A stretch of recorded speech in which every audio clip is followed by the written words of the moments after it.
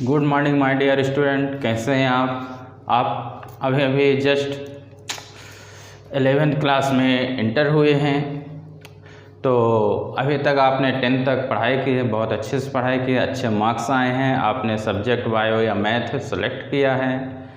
अब आगे की जो स्टडी है थोड़ा हायर लेवल होती है, इस कारण से थोड़ा आपको कॉन्सेप्ट को पकड़ के चलना पड़ता है। अभी तक 10th तक तो कुछ कॉन्सेप्ट और कुछ आप लर्न कर लेते थे, लेकिन यहाँ पे मोस्टली आपको क्या है, कॉन्सेप्ट पे ध्यान देना है और थोड़ा लर्न भी करना पड़ेगा। तो मैं आपके लिए ये चैनल लेके आया हूँ जिसका नाम है फिजिक्स बाय राकेश सर। इस चैनल में आपका 11th का पूरा मटेरियल रहेगा ही, और उसके साथ साथ आपका नीट और जेई मेंस एडवांस के क्वेश्चन भी रहेंगे। उनके प्रिपरेशन कैसे की जाती है, क्या ट्रिक होती है, ये सब हम इसमें लेके आएंगे, और कैसे क्वेश्चन आते हैं उनकी प्रैक्टिस भी हम कराएंगे, और उसके पहले कॉन्सेप्ट आपका क्लियर करेंगे। तो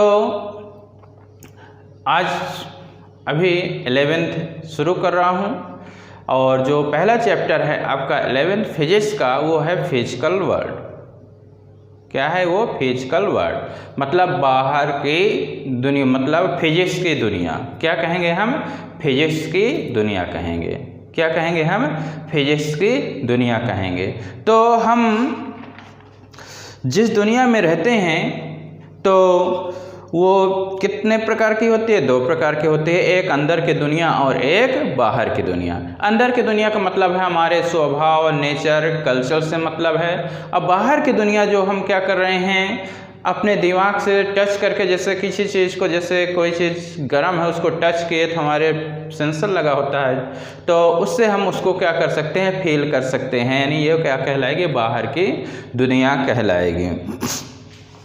छू करके, देख करके क्या कर सकते हैं, हम उसको बता सकते हैं। तो यानी बाहर की जो दुनिया है और जो फिजिकल जो वर्ड है, तो फिजिकल वर्ड किसे कहा गया? फिजिकल वर्ड ये कहा गया, देखिए कि the world outside of our body which we can sense is called physical world. जो हम टच करके, देख करके क्या कर रहे हैं और जो हमारे आसपास हो रहा है, ये किसकी दुनिया है? फिजिक्स की दुनिया है, यानी फिजिकल वर्ल्ड है। क्या है? Physical world. तो सबसे पहले आपका इसमें आता है साइंस, यानी आप लोग अभी तक पढ़ ही रहे हैं शुरू से साइंस। साइंस से क्या होता है? Systematic and logical study of anything. Systematic and logical study of anything and happening around us is called science. किसी चीज़ का एक क्रमबद्ध तर्क रूप में हम क्या कर रहे हैं? स्टडी कर रहे हैं सिस्टमेटिक से, और लॉजिकल स्टडी कर रहे हैं किसी भी चीज़ का जो हमारे आसपास जो हो रहा है। हमारे जो आसपास क्या है, जो हो रहा है, वही क्या है? आपकी साइंस है। वही क्या है? साइंस है। तो साइंस को हम किस तरह डिफाइन कर सकते हैं?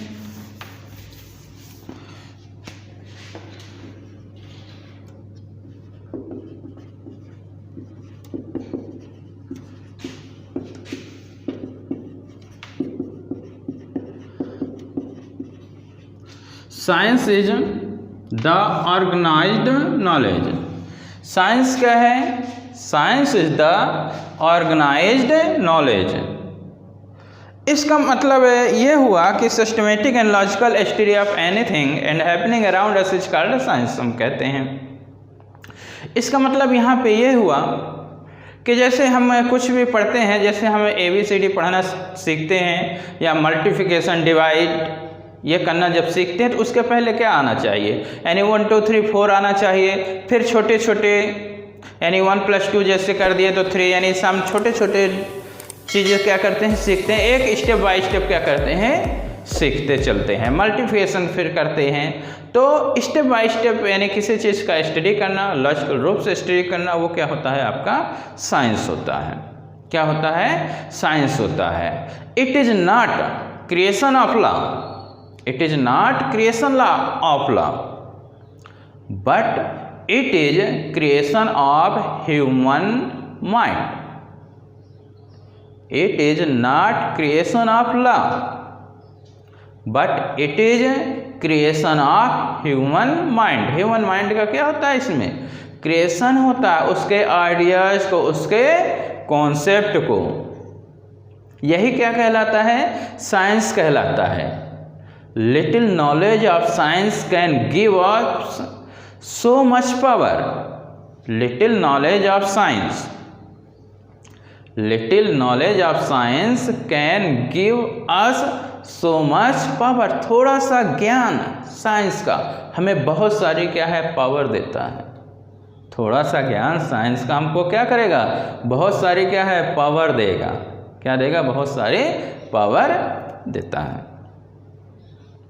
तो ये आपका क्या होता है, साइंस होता है। किसी भी चीज़ का हम logical, systematic and logical study करते हैं, जो हमारे आसपास हो रहा है वही क्या होता है, साइंस होता है। क्या होता है, वो साइंस कहलाता है। आगे देखिए फिजिक्स, क्या बता रहे हैं, फिजिक्स बता रहे हैं। तो देखिए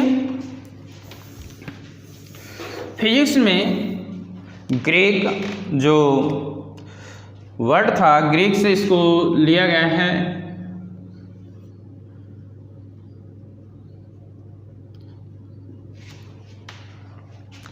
कहाँ से लिया गया है इसको, ग्रीक से।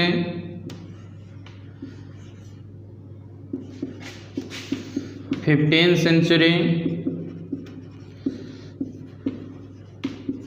ये जो मैंने लिखा है ये कहाँ से लिया गया है, ग्रीक से लिया गया है, 15 सेंचुरी में लिया गया है। इसका मतलब होता है नेचर। इसका मतलब क्या होता है, नेचर होता है। और नेचर मतलब क्या होता है, फिजिक्स। नेचर मतलब क्या होता है, फिजिक्स होता है। नेचर मतलब क्या होता है, फिजिक्स होता है। फिजिक्स इज क्या है, नेचर है, यानी physics is the study of nature, it's law, rules.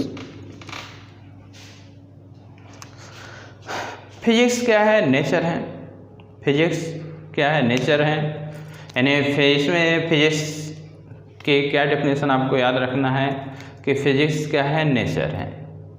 Physics is the study of nature and it's phenomena. Natural जो फिनोमेना होते हैं, जो लॉ बने हुए हैं, नेचर के जो लॉ बने हुए हैं, उन सब चीज़ों का हम क्या करेंगे, यहाँ पे स्टडी करेंगे। वही क्या कहलाता है, फिजिक्स कहलाता है। जो नेचुरल जो लॉ होते हैं उनके बारे में हमको यहाँ पे स्टडी करना है, वही क्या कहलाता है, आपका क्या कहलाता है, फिजिक्स कहलाता है।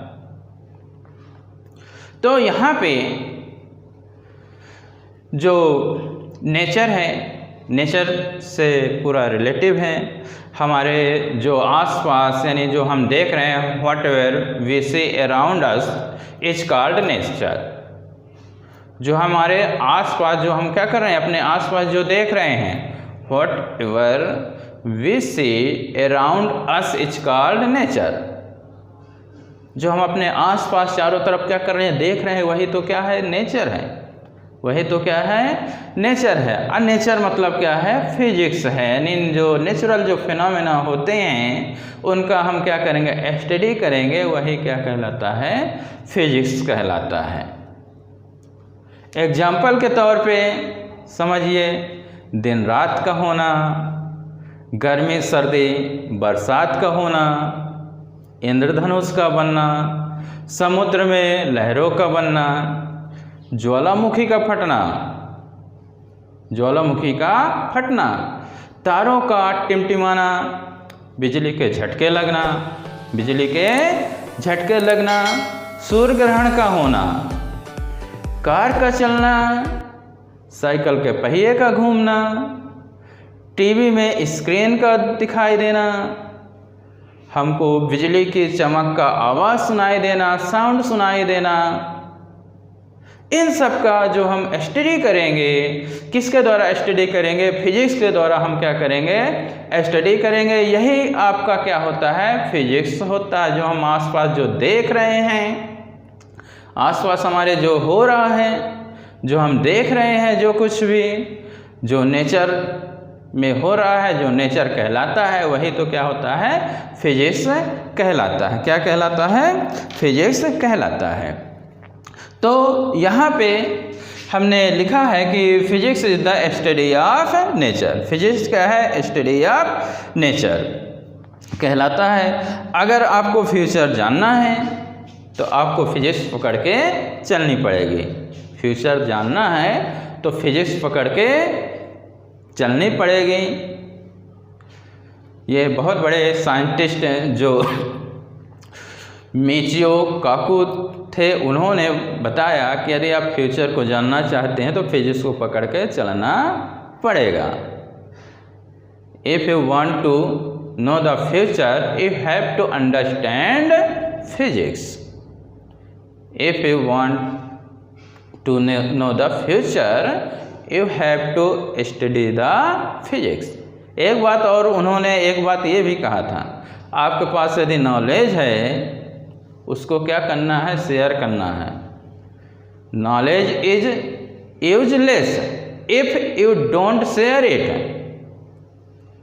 Knowledge is useless if you don't share it. आपके पास बहुत सारा नॉलेज है, यदि आप उसको शेयर नहीं कर रहे हैं तो वो क्या है, यूजलेस है। क्या है, यूजलेस है।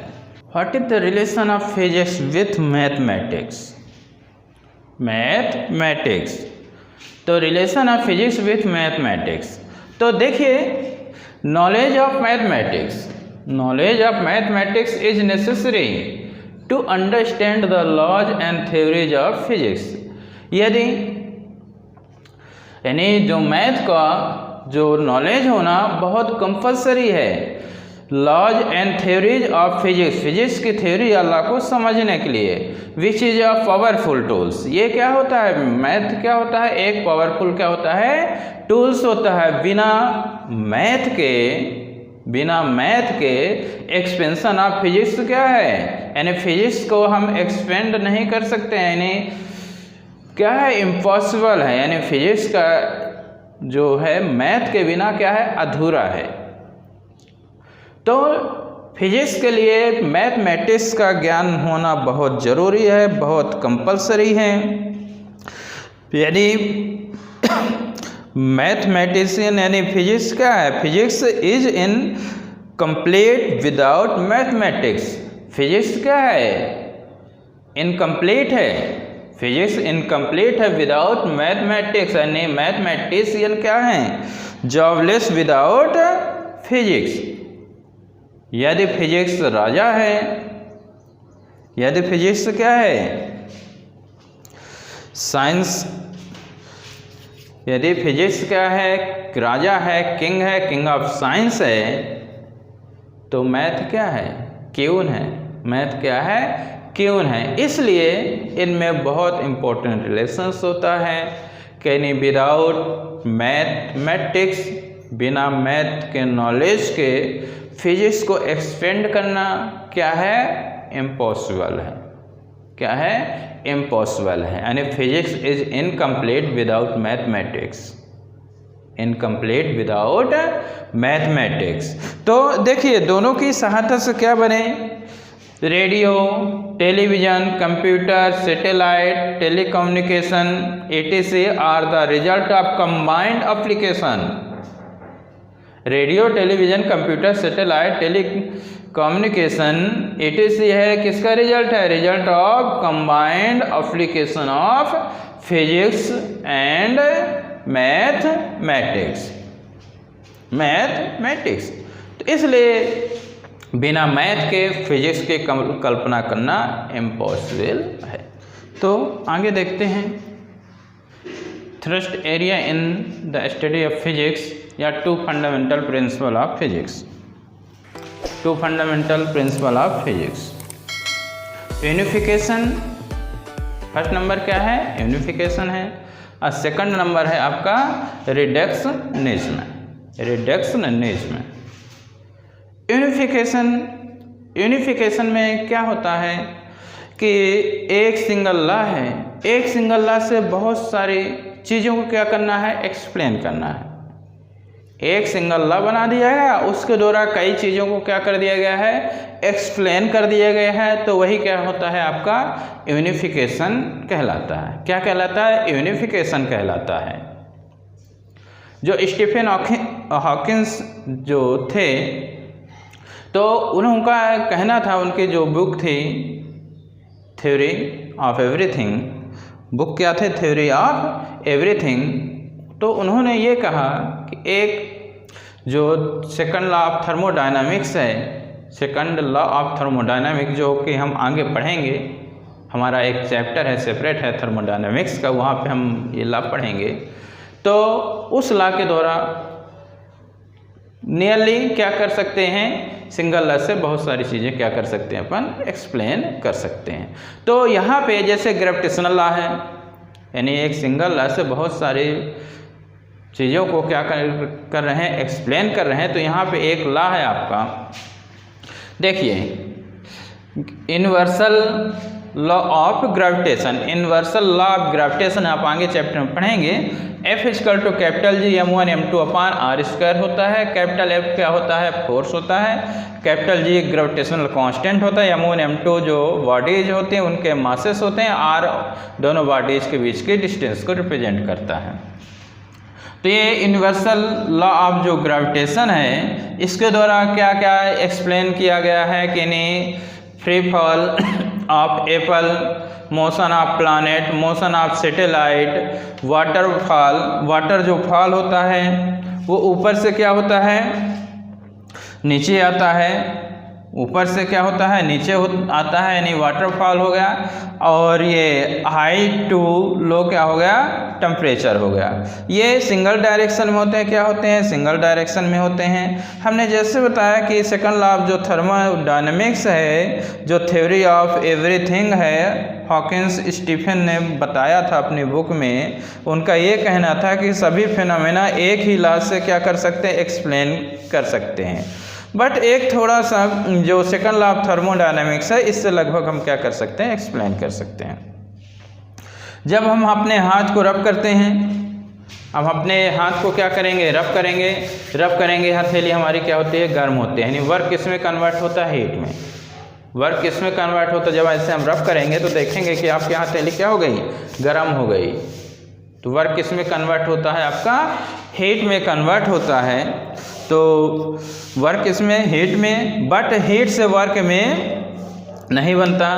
वाटरफॉल आपको बताया गया है कि वाटरफॉल में पानी ऊपर से नीचे आता, नीचे से ऊपर नहीं जाता। ये सिंगल डायरेक्शन में होते हैं, एक ही डायरेक्शन में होते हैं। तो ऐसे ही क्या है, मैक्सवेल की जो थ्योरी है, मैक्सवेल ने 4 इक्वेशन दिए थे। मैक्सवेल ने 4 इक्वेशन में भी उन्होंने यही चीज़ बताई थी कि मैंने 4 इक्वेशन थे, कंप्लीट इलेक्ट्रोस्टैटिक था, कंप्लीट इलेक्ट्रोडायनेमिक्स था, कंप्लीट मैग्नेटिज्म और इलेक्ट्रोमैग्नेटिक जो वेव थे। तो आपको ये फिलहाल इतना ध्यान देना है, ज़्यादा उसमें हमें नहीं चलना है, जो आपके अकॉर्डिंग टू सिलेबस है। यानी यूनिफिकेशन का मीनिंग समझना है कि एक सिंगल लॉ से बहुत सारे चीज़ों को हम एक्सप्लेन कर रहे हैं, तो वो क्या कहलाता है, यूनिफिकेशन कहलाता है। जैसे बताया गया ग्रेविटेशनल लॉ से, जो अर्थ मूव से round the sun, earth move से round the sun, gravitational law से ही। सैटेलाइट का घूमना, मोशन ऑफ सैटेलाइट हो गया। फ्री फॉल ऑफ एप्पल हो गया, ऊपर से नीचे क्या होता है, वाटर क्या हो रहा है, फॉल हो रहा है। तो ये सिंगल लॉ से क्या किया गया है, एक्सप्लेन किया गया है। क्या किया गया है, एक्सप्लेन किया गया। अब ये जो रिडक्शनिज्म होता है, रिडक्शनिज्म एक बिग कॉम्प्लेक्स थिंग है, एक कॉम्प्लेक्स थिंग है, उसको क्या करना है, स्टडी करना है। तो क्या करेंगे, उसके छोटे छोटे पार्ट को डिवाइड करेंगे। कॉम्प्लेक्स जो थिंग है उसको हम क्या करेंगे, छोटे छोटे पार्ट क्या कर देंगे, अपन डिवाइड करेंगे, सिंगल सिंगल उसके अलग अलग पार्टिकल्स। फिर हम क्या करेंगे, स्टडी करेंगे। तो यहाँ पे यही चीज़ें होता है कि to study of large system या study particle of constituent particles हैं, study properties of constituent particles हैं। जैसे जनरेटर हैं, जनरेटर आपने जैसे अभी 10th में भी पढ़ा होता है, जनरेटर अभी 10th में पढ़ा, आया गया होगा आपको कि इलेक्ट्रिसिटी के लिए यूज होता है। इलेक्ट्रिसिटी क्या करता है, जनरेट करता है। तो यहाँ पे जो जनरेटर है, जनरेटर के जो मेन पार्ट्स हैं, जनरेटर क्या है, जो मेन पार्ट्स क्या होते हैं, मैग्नेट होते हैं, आर्मेचर कॉइल होता है, स्प्लिट रिंग्स होते हैं, ब्रेसेस होते हैं। तो हम क्या करेंगे, पहले इनकी स्टडी करेंगे।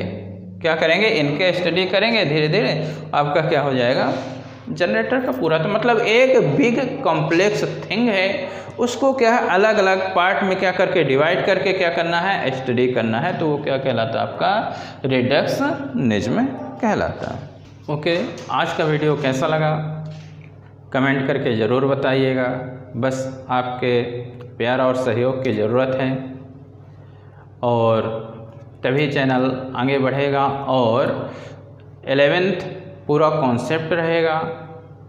नीट जेईई मेंस के न्यूमेरिकल क्वेश्चन रहेंगे, उनका जो कॉन्सेप्ट होता है वो भी पूरा रहेगा। बस सहयोग करते रहिए और अच्छे से अच्छा वीडियो आपको मिलता रहेगा और बहुत अच्छी प्रिपरेशन आपको मिलेगी। Okay, thank you. एक कहानी है जो सबको सुनानी है, चलने वालों की तो रूह भी जलानी है। एक कहानी है जो सबको सुनानी है, इनकी भूख भी तो मैंने ही मिटानी है। एक कहानी है जो सबको सुनानी है, चलने वालों की तो रूह भी जलानी है। एक कहानी है जो सबको सुनानी है, इनकी भूख भी तो मैंने ही मिटानी है।